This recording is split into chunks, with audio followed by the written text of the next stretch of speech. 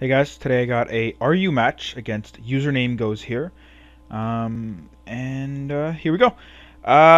She's gonna lead with her Chinchino, and I'm gonna make a huge mistake and stay in. I forgot about Rock Blast, but that really didn't matter because probably Tail Slap would have killed me, so I had no reason to stay in there at all. So that was, a really big mistake. And as you see here, I had like an amazing counter to all of her moves, so I do not know why I stayed in, but anyways, that's the breaks. So I'm gonna go my Metang here because, as I said, I do wall this fairly well.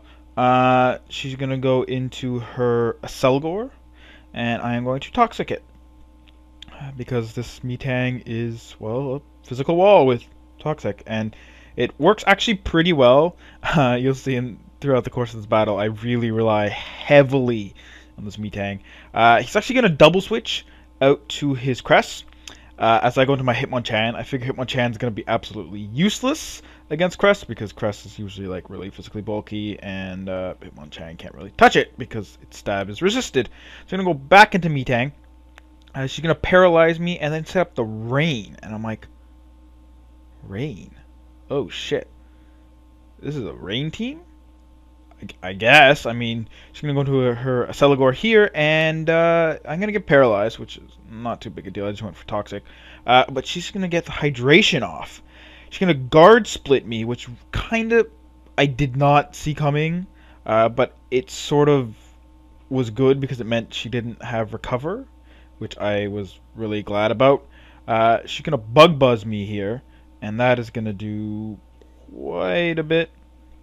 I'm going to Meteor Mash, and she's just going to barely live, probably like 5 or 10 HP, which is, meh, whatever. And she's going to go into her Basculin, and I actually took the time to look it up. I'm like, this thing doesn't get Swift Swim, so like it's kind of weird. But I'm gonna go to Hitmonchan just to fodder out because I mean her wall is gonna like completely resist this Hitmonchan, and it's not really gonna be very useful. Plus she has another thing that will resist both of my attacks because it has Mach Punch as well as Focus Punch sub with Ice Punch. So yeah, totally useless. She is going to switch into her Chinchino here because, my wall completely walls it for the same reason that I foddered my offensive poke out. And yeah, so I'm just going to switch out because I know Rotom is going to be incredibly useful because both its stabs threaten half her team. Yeah, I'm going to go to my Metang because, it completely walls his Crest because I know it's going to have Moonlight, obviously. So I also need to keep Metang around because it has Toxic and it's going to be able to kill this Cresselia once it gets down to that point. So I'm going to rest up here, just gain back all my health, and she's going to go for the Rain Dance. I am going to Sleep Talk. I am going to get Rest, which kind of sucks because I was hoping to be able to get either Meteor Mash or Toxic to do some damage. I'm going to Sleep Talk again when she switches back into her Basculin. I'm going to get Toxic. Not really that big a deal, but, I figure at this point I'm going to wake up this turn, so I don't want to switch out and have to go through 2 turns of rest again when I can just stay in, take the Aqua Tail. I mean, it is rain boosted, and its attack is fairly high, but again, I have like freaking 500 or something physical defense and max HP. So I just figure, just get the rest off, stall out Eternal Rain and Toxic. And hey, maybe I'll get the miss because it is only 90% accuracy, right? I'm going to go to my Magmortar because, it's a fire type in pretty much permanent rain because Crest is not going to die for a long-ass time. Kind of a mistake because it is Scarfed and does have Thunderbolt.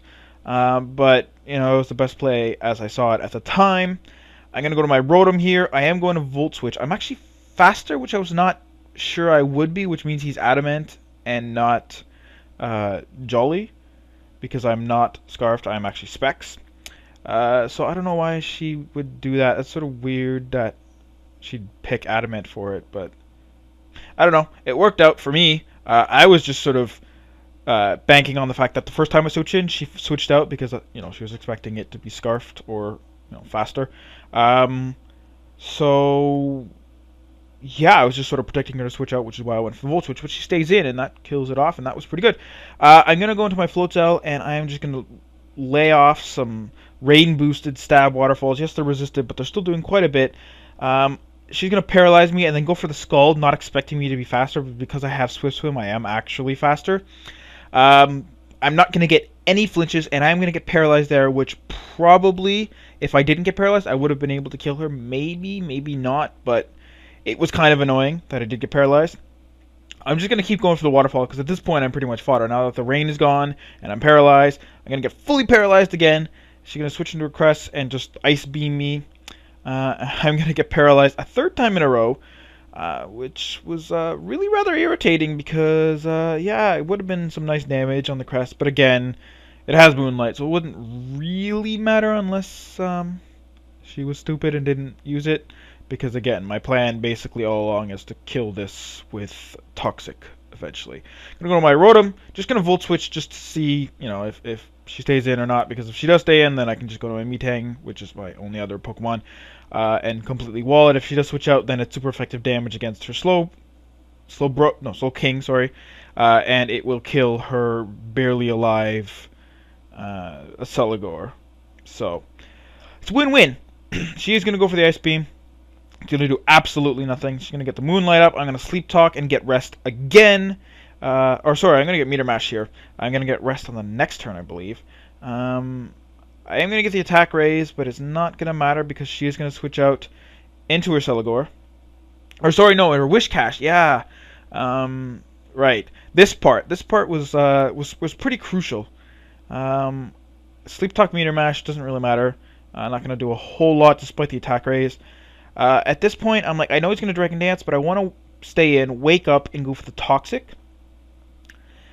Just to get it poisoned and have the residual damage in case it wants to sit in here and Dragon Dance. It's kind of a mistake, but I figured I was fine. I'm going to switch out to my Rotom, predicting it to Earthquake or Waterfall.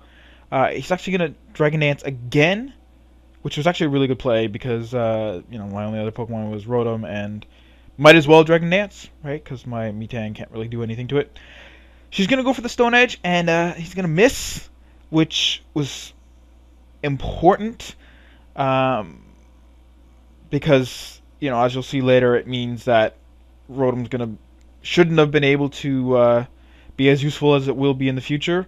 But at the same time, you know, this Slow King here probably should have been dead. You know, either via a flinch or not getting paralyzed. So, you know, I mean, as I always say, if you play with less than 100 accuracy moves, you're gonna get haxed out eventually. I mean, it's sort of the other way around with Thunder Wave, right? The whole point of using Thunder Wave is that eventually they're gonna get fully paralyzed. You know, and the whole, you know, slowing them down thing. But when it's used on something like Slow King, it's really not a big deal because most things are still faster than Slow King. Anyways, I'm rambling here a little bit. It sucks that Stone Edge missed. It wouldn't necessarily have KO'd me, but it would have changed this battle. But, you know, long story short, that's what happens. I'm going to go to my Rotom here because I'm not taking these Scalds very well. Because it is raining. And, so I'm going to switch into my Rotom who resists it. And, I am going to fire off a Leaf Storm, because I know it will do a lot of damage to either of his Pokemon.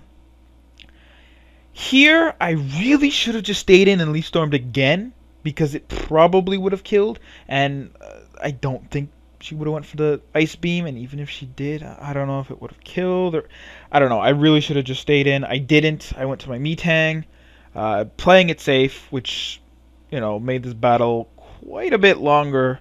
That was kind of not smart of me to do that. Anyways, I'm gonna Sleep Talk, get the Meteor Mash. Not gonna be a really big deal because I am just gonna switch out here as she does opt for the Scald as opposed to the Slack Off.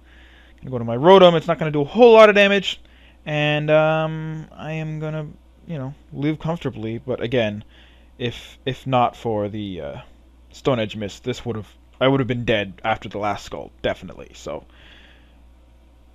you know, things happen. So yeah, I'm gonna Volt Switch out. She's gonna stay in. Yeah, now it's time for basically the battle to be over because, I've got my Metang and she's got this Celigore. I figured it would just die if it bug buzzed me from Life Orb, but it's actually going to Giga Drain, gain back enough health where it won't kill itself with Life Orb. And I was really shocked. I'm like, wow, that's not really nice. I'm going to Sleep Talk Rest here, as I was sort of alluding to before, which sucked again. She's just going to go for the Bug Buzz and kill herself. If I had to Sleep Talk anything else other than Rest, it would have died. Now, here I get the Meter Mash when it doesn't matter. She's going to send in Crest. I figure I should be able to live on Ice Beam because they've only been doing about 24 damage, and I have 26. I'm going to Rest immediately. I'm going to live with 4.